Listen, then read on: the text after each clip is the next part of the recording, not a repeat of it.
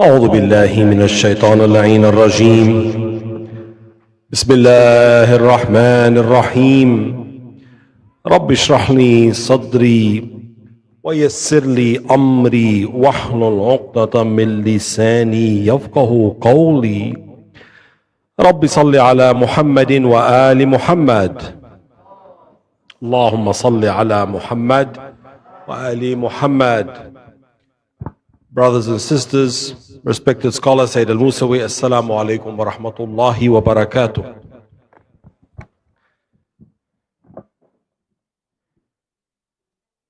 Our boys are being left behind. We live in a time where masculinity and being a boy is viewed through the lens of suspicion, as an energy to be suppressed, controlled, over-regulated, even at times inappropriately medicated. Boys are expected to be like good little girls, agreeable, well-behaved, able to sit quietly through a 60-minute lesson, even within our Islamic schools.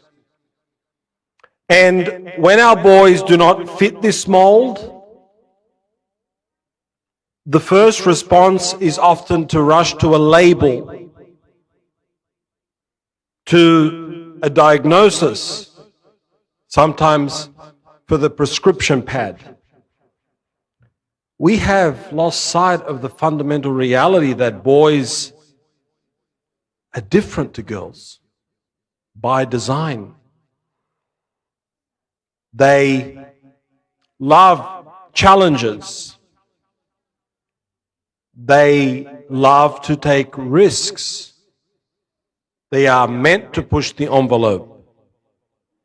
And they are wired to feel their own power, which we as parents and as a society need to help them to regulate. And boys do not learn in exactly the same way as girls. They, in general, will find it more difficult to submit to an authority figure if that authority figure has not taken the time to earn the boy's trust. Somewhere along the way, we have begun to see our precious boys. Sometimes this is unconscious, the culture, the water we're swimming in. Somewhere along the way, we have started to see our boys as almost like a nuisance, annoying, like a defective version compared to girls. And some of us see them as a threat to be managed rather than precious souls to be nurtured to become good men, decent men, God-loving men who would bring about and participate in the reappearance of our 12th Imam. May Allah subhanahu wa ta'ala hasten his reappearance. Because our Imam alayhi salam is also waiting on us, waiting for the preconditions to be right for his reappearance. And the more that our boys drift and lose their way without guidance, without mentoring, the longer we will be made to wait.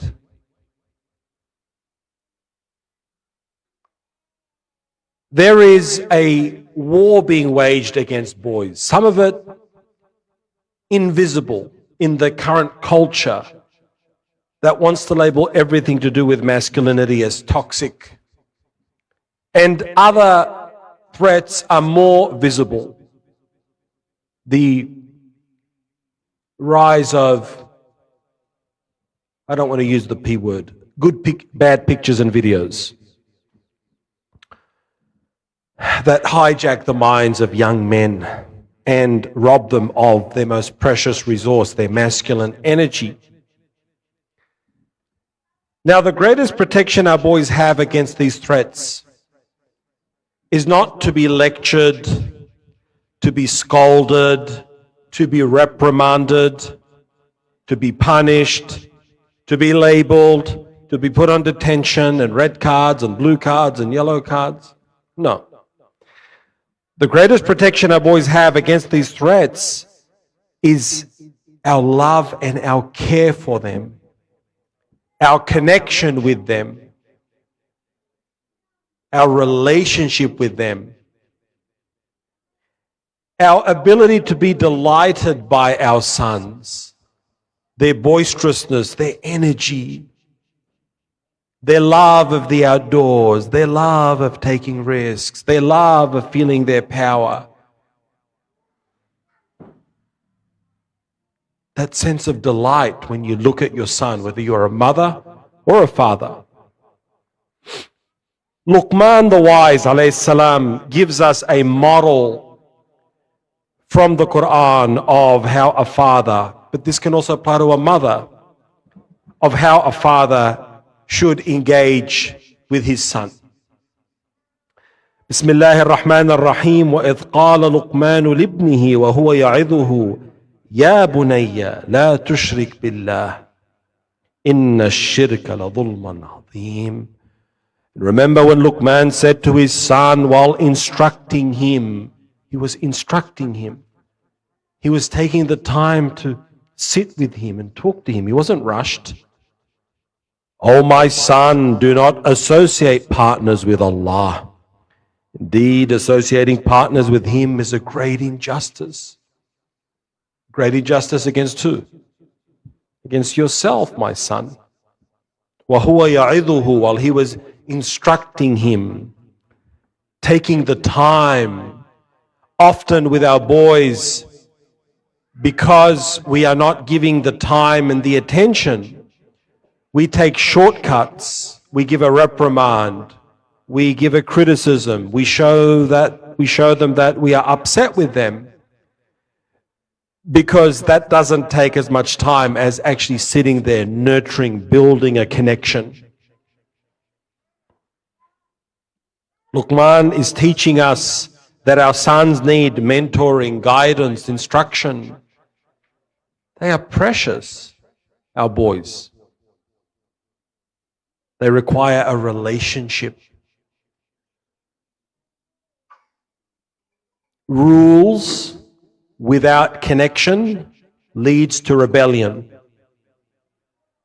If you want to issue a correction, you must first have a connection. A relationship requires time, as I said. Now, when you build a connection with your son, mother or father, or mother and father, you become an authority figure that your son will naturally respect. Because you are respecting him. You are showing him you are important. You are my son. I want the best for you. Let's have a talk. Let's chat. That sense of delight we have lost with our boys. And our boys feel that when we see them as a nuisance, when we don't have time for them. If there is no respect and no admiration both ways, a boy checks out, because boys by their nature and men are problem solvers. And if a boy cannot find a way to connect with mum and dad, he'll stop trying. Because as boys and as men, if we can't solve a problem, we check out, we move on. It's not going to work. If all he hears is criticism, negativity, or all we do is issue lectures, commands, show the boy how upset we are making ourselves irrelevant in the boy's life. We have to remember that boys reject the words and the advice from adults who only criticize them. You become irrelevant in the boy's life. Why should I listen to you? Negative, negative, negative, criticism, criticism, criticism. This is the nature of the masculine. Self-respect. Siyadat al-nafs. Now, our boys are desperate to be seen, to be affirmed. And the main thing you need as a parent is that to see your son as fundamentally good. To see that deep down your son has bara'ah, he has innocence. Phrases and words that come from your heart, such as, I love you, I believe in you, I trust that you know how to make the right choice. You are good, and yes, even though you make mistakes, that's how you learn. We must, as a community, no longer use religion as a weapon in raising our children, where we use religious guilt to motivate our sons. It does not work on boys to use guilt. They see through it, and they begin to disconnect from the faith. So how do we change a boy's behavior? Well, let's instead of correcting them, let's coach them, let's guide them. Let's say things like, I don't like to see you not being true to yourself. And when you do that, I know that's not the real you, Baba. I know that's not the real you, Mama. When you do this, my son, my boy, I fear that you're not really respecting yourself. You are letting yourself down. And I don't want that for you. See what you're doing there? You're making the distinction between the behavior of the boy and his true self that you as a parent can hold in your heart and mind. You never give him the message that you are your behavior. We touched on this point with our precious daughters yesterday. Today we're giving the space for our sons. So when you say, when you do this, when you choose this behavior, you're letting yourself down, my son. You are echoing the Husayni spirit of hayhat bin nadilla, never to humiliation. I as your mama, I as your mother, I'm as your baba. I don't want to see you do things where you lose your dignity, or you give people power over you, or you put yourself in a position where someone has to come in and govern you. I don't want that for you. That's madalla. Imagine how that's going to be received by a boy. Wow, my mom, my dad really cares for me, really sees me in my true self. So you separate the boy from the behavior. Because if we don't do that, then if we're always criticizing and scolding and lecturing, as I said, the boy tunes out, and he's now learning just how to avoid your punishment or how to avoid being told off by you. So you render yourself irrelevant in his life. Just like yesterday with the girls, we said, if the father is having very extreme reactions, he renders himself unsafe to the daughter. So she no longer goes to him as a source of security and support. So boys need a ratio of positive to negative. Think of it like a bank account. If all we're doing is negative, negative, negative, criticism, punishment, showing that we're upset, we are now in a deficit. You need to build credits in the account, compliments, what he's doing right, that you believe in him, praise. For every 1 unit of correction, you need 5 units of connection. The ratio should be 5 to 1, positive to negative. Because if I've got 5 units of connection, then the relationship can withstand 1 unit of correction. It's not going to be in a deficit. But if it's all correction, correction, correction, correction, what's going to happen? Tuned out. So there is a ratio here. And when it comes to a father, your son needs time. Now, you may not have 2 or 3 hours, but even 15 minutes where you put your device away. Time. You give your son your attention, which means visual attention. I'm looking at you. You give him affection. Tap on the shoulder, hand around the arm, your arm around him. A kiss. Eye contact. Show that you are delighted in him. Show that you are proud of him. Ask him, consult him, even on little matters. Dad, do you have a preference? What would you like to do? Would you like to do this or this? But if you give him an option, respect him when he tells you. Don't give him an option and you don't really want to do it. If you give him an option, let him choose. And above all, give him your approval, that I approve of you. You matter to me. Our boys also need help in owning their power. They are given the message that their power is dangerous, unsafe. They need to feel their power through physical activity when age appropriate, sports, some level of risk taking. You can't wrap them up in, as they say, cotton wool. And for a mother, your son desperately needs you to affirm him as this budding young man. He needs to know that you see him as your little hero. That's the wish of a boy. I'm mummy's little hero. And that you're delighted in him and that you coach him. And that even if he makes a mistake, or let's say in the teenage years, certain behaviors, or you might find something that, a behavior that perhaps is embarrassing or sensitive, that you would never shame your son. You would say, I understand, Mama.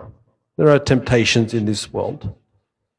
And what I don't like is that these things sometimes can overtake you, and that you can make choices in the moment that don't reflect who you truly are. But I know who you are. You are a good man. Speak to a king, and a king will appear. Speak to a king, and a king will appear. I want you to reflect on that. Ali al-Akbar was the eldest son of Imam al-Husayni alayhi salam, and we know that during the journey to Karbala, Imam al-Husayni alayhi salam recited, indeed to Allah we belong, and indeed to Allah we shall return. And Ali al-Akbar asked his father, why? Why are you saying this, my dad? And Imam alayhi salam explained that the vision that he was seeing, and that his foreknowledge of what was to befall them.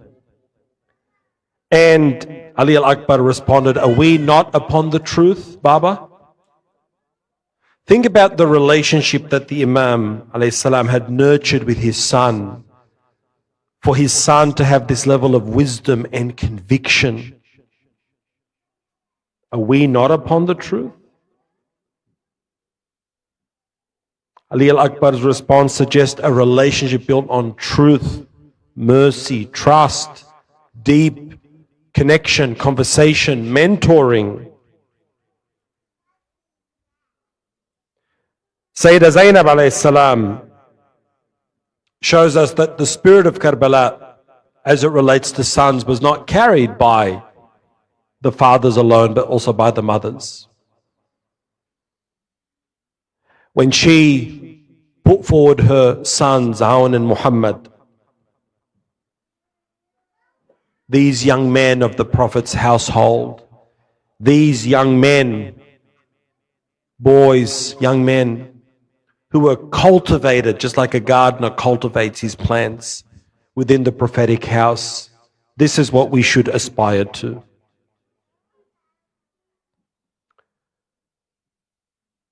So, for the fathers and the mothers, bless your sons. Boys need blessing. Bless them in many, many ways so that your blessing is received unambiguously, meaning it leaves no doubt that you feel delighted with your boy. I'm delighted by you. I'm so lucky that you're in my life. Touch, hand on the shoulder.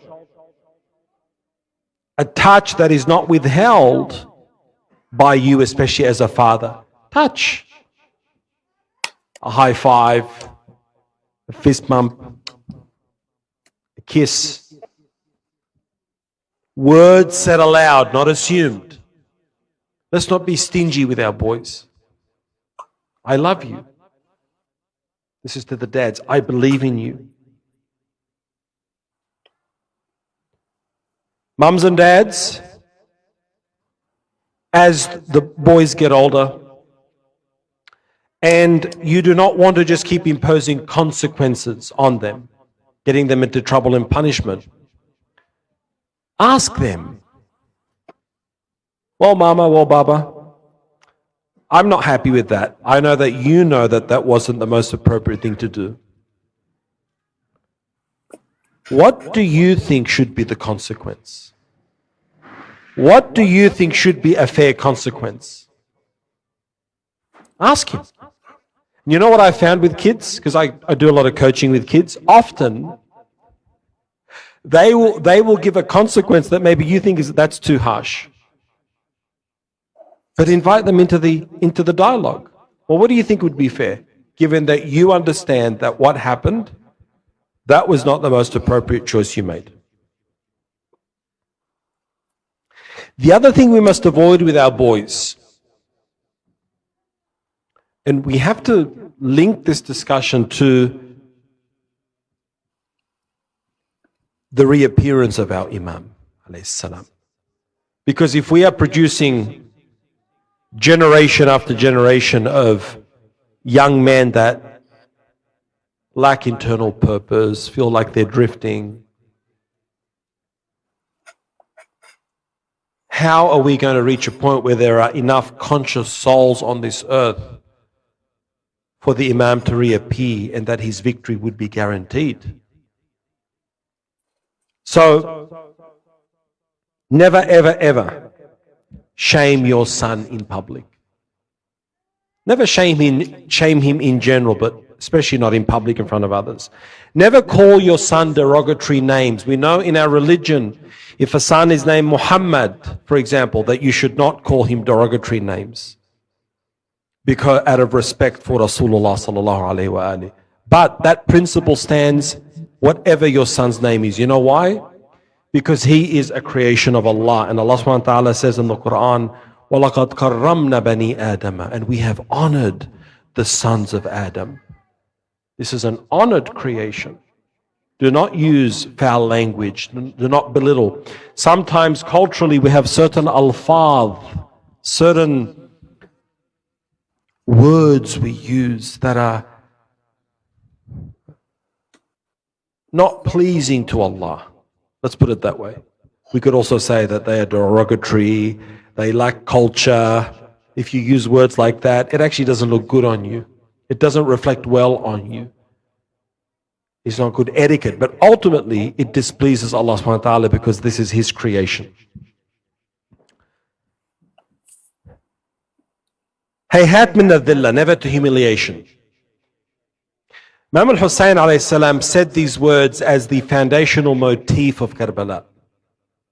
I will not submit. I will not be cowed. I will not give my allegiance and humiliate myself because I have status and dignity. I have honor. I'm the grandson of Rasulullah sallallahu alayhi wa alayhi. I have karama. I have izzah. I have sharaf. And this one who is seeking to humiliate me is the opposite. He is dishonorable. So here's the link with Karbala. Every time you scold your son, every time you use humiliation tactics, every time you shame him, punish him, sometimes even threaten him, you are teaching him that through madalla, I want you to submit to me. This is the opposite of the Husayni spirit. This is Yazidi. Yazidi spirit says, I'm going to dominate you and shame you and call you names and you're going to submit to me. This is not the Husayni Karbala'i way of parenting boys. Because it's contradicting the very spirit of Karbala. Hayhat min nadillah. Never to humiliation. So if we're not going to say this as an empty slogan every year, and we're going to actually internalize it, this message I'm transmitting to you tonight must enter your heart and mind, and you must make changes from this evening if you recognize in my words the relevance of this message for you and your parenting and your family. Raising a boy without using shame is not just good parenting. It is preparing our boys to become honorable and noble men. There is one other point that I might add as I wrap up, and that is sometimes with our dear mothers who have had negative experiences with the masculine, perhaps a father figure, an ex-husband, or something has happened. If we are not aware, sometimes those negative perceptions can become projected onto a boy. Sometimes a mother might say, he just reminds me of his dad. He just looks like his dad.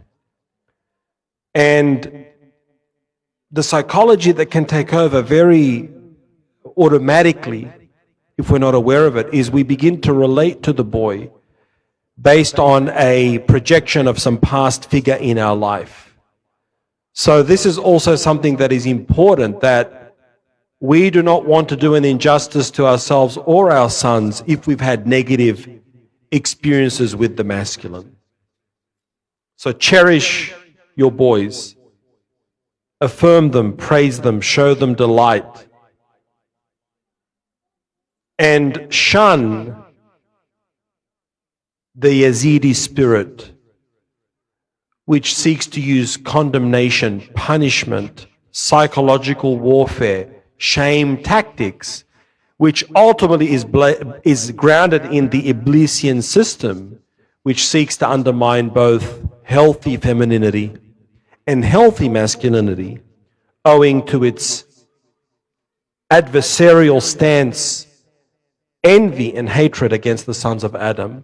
As Iblis said, I have declared war on them and I will misguide them. So our homes must not become carriers or vectors for this spirit. وآخر دعوانا أن الحمد لله رب العالمين صلوا على محمد وآل محمد.